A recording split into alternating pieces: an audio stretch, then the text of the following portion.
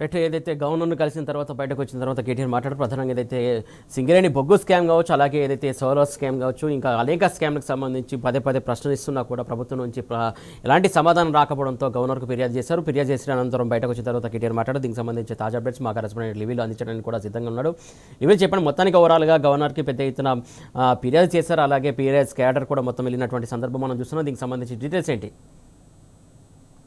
సింగరేణి బొగ్గు బ్లాక్లకు సంబంధించిన కుంభకోణంలో పూర్తిగా ప్రభుత్వ పెద్దలు ప్రభుత్వంలోని నాయకత్వానికి సంబంధం ఉంది. ఇందులో ప్రధానంగా నైని బొగ్గు బ్లాక్కి సంబంధించిన అంశం ముడిపడింది. అది ఏదైతే సైట్ విజిట్ సర్టిఫికేషన్ ద్వారా ఇవాళ వారికి కావలసిన వారికి, వారి బంధువులకు, వారికి సంబంధించిన వారికే ఇవాళ పూర్తిగా ఆ టెండర్లు ఖరారు చేపించే విధంగా ఒక రింగ్ ఏర్పడారు. ఒక సిండికేట్గా ఏర్పడి ఈ బకాయిలు ఏదైతే రావాల్సిన టెండర్స్ ఉన్నాయో ఆ బొగ్గు బ్లాక్లను వారికి కేటాయించుకునేలా ఇవంతా కూడా వ్యవహారం నడిచింది. ఈ పూర్తిగా దీనిపై పెద్ద ఎత్తున వేలాది కోట్ల కుంభకోణం జరిగింది. దాదాపు 4 కోట్ల ప్రజల ఆస్తిగా ఇవాళ సింగరేణి ఉంది. అలాంటి సింగరేణిని ఇవాళ ప్రజాధనాన్ని అప్పనంగా జేబుల్లోకి వేసుకునేందుకు కాంగ్రెస్ ప్రభుత్వం కుట్రలు చేస్తుంది. అందులో భాగంగానే ఈ సింగరేణిని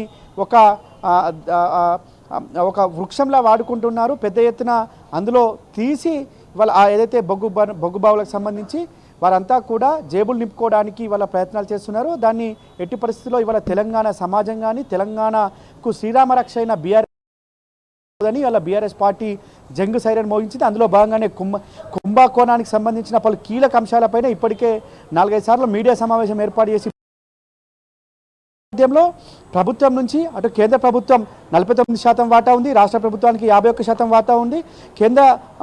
రాష్ట్రానికి సంబంధించిన ఎంపీ వల్ల కేంద్ర బొగ్గు గనుల శాఖ మంత్రిత్వ శాఖకి మంత్రిగా వ్యవహరిస్తున్నారు. ఆ మంత్రికి ఫిర్యాదు చేశారు. అయినప్పటికీ కూడా కేంద్ర ప్రభుత్వం నుంచి ఇటు రాష్ట్ర ప్రభుత్వం నుంచి ఏమాత్రం కూడా చర్యలు చేపట్టకపోవడంతో వాళ్ళ స్వయంగా గవర్నర్ను కలిసి ఫిర్యాదు చేయాలని బీఆర్ఎస్ పార్టీ నిర్ణయించి అందులో భాగంగా కేటీఆర్ హరీష్ రావు నేతృత్వంలోని బృందం కొద్దిసేపు క్రితమే గవర్నర్ను కలిసి పూర్తి ఆధారాలతో కూడిన ఒక నివేదికను గవర్నర్కు సమర్పించారు. అందులో పలు కీలక అంశాలపైన కూడా గవర్నర్తో చర్చించారు. వాళ్ళ ఏదైతే సైట్ విజిట్ సర్టిఫికేషన్ పేరు మీద మ్యాండేట్లు చేసి దాని ద్వారా వారి అన్యాయులకి, వారికి సంబంధించిన వారికి, వారి సంబంధికులకే టెండర్లు దక్కేలా చేశారని చెప్పేసి కూడా ప్రధానమైన ఆరోపణ చేస్తూ దీనిపైన దర్యాప్తుకు ఆదేశించాలి. కేంద్ర దర్యాప్తు సంస్థలు కావచ్చు, లేదంటే సిట్టింగ్ జడ్జితో విచారణ చేపట్టాలని చెప్పేసి కూడా గవర్నర్ను బీఆర్ఎస్ పార్టీ ఎమ్మెల్యేల బృందం కోరింది. దీనిపై తక్షణమే చర్యలు తీసుకోవాలి. ఇవాళ ప్రధానంగా ముఖ్య నేత అనుచరుడు అతని బావమరిదికే ఇవాళ నైని బొగ్గు బ్లాక్ టెండర్లు కేటాయించారు.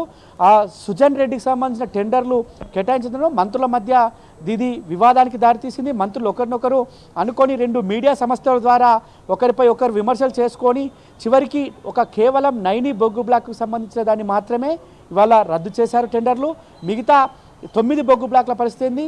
దాంతోపాటు సోలార్ పవర్లో దాదాపు 534 కోట్ల రూపాయల ప్రజాధనాన్ని వాళ్ళ వీరి ఖాతాలోకి వేసుకునేందుకు ప్రయత్నం చేశారు.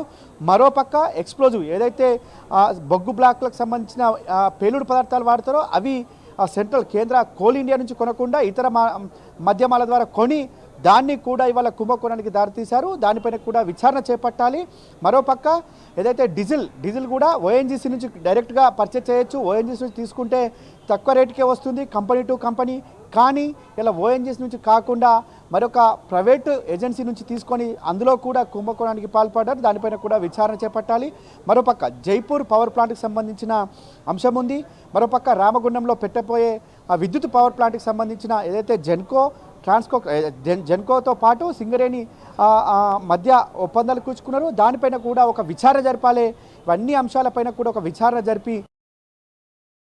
వారిపైన చర్యలు తీసుకోవాలని చెప్పేసి కూడా బీఆర్ఎస్ పార్టీ బృందం కోరింది. అంతేకాకుండా వాళ్ళ ఎల్టు పాలసీకి సంబంధించి కూడా పెద్ద ఎత్తున పరిశ్రమల భూములను కూడా వాళ్ళ పెద్ద ఎత్తున కుంభకోణానికి పాల్పడ్డారు. ఆ ఎల్టు పాలసీకి సంబంధించి కూడా విచారణ జరిపించాలని చెప్పేసి కూడా ఈ కేటీఆర్ హరీష్ రావు నేతృత్వంలోని బృందం గవర్నర్ కోరింది. ఇప్పటికే దీనిపైన ఆరోపణలు వచ్చాయి. ఆరోపణలు రావడంతో వెంటనే డిప్యూటీ సీఎంగా సింగరేణి మంత్రిగా ఉన్న బట్టి విక్రమార్క దీన్ని టెండర్ రద్దు చేస్తామని టెండర్లు రద్దు చేస్తామని చెప్పగానే ఇవాళ దీనిలో అవినీతి పూర్తిగా జరిగింది. అవినీతికి ఇవాళ కేర్ ఆఫ్ అడ్రస్ కాంగ్రెస్ ప్రభుత్వం నిలిచింది. ఖచ్చితంగా ఒక నైని బొగ్గు బ్లాకే కాదు, అనేక బొగ్గు బ్లాకుల్లో కూడా ఇదే తరహా కుంభకోణం జరిగింది. గత 10 సంవత్సరాలు కావచ్చు, ఇంతకుముందుకున్న ప్రభుత్వాల్లో ఎన్నడూ కూడా సైట్ విజిట్ సర్టిఫికేషన్ లేదు. కానీ వాళ్ళ మ్యాండేట్ చేయడం ద్వారా ఒక రింగుగా ఏర్పడి వారికి సంబంధించిన వారికే ఈ టెండర్లు దక్కేలా ప్రోత్సహించడం, దాని ద్వారా ఎక్సైజ్ తీసుకొని ఆ ఎక్సైజ్ అమౌంట్ వారి ఖాతాలో జమ చేసుకోవడం, తద్వారా ఒక కుంభకోణానికి తెరదీశారనేది వాళ్ళ ప్రధాన చర్చ. అందులో భాగంగానే వాళ్ళ నైని బొగ్గు బ్లాక్ కావచ్చు, ఇతర బొగ్గు బ్లాక్లకు సంబంధించిన అంశాలను కూడా ప్రధానంగా హరీష్ రావుతో పాటు కేటీఆర్ అనేక సందర్భాల్లో కూడా ప్రస్తావించారు. ఇదే విషయాన్ని వాళ్ళ గవర్నర్ ప్రస్తావించారు.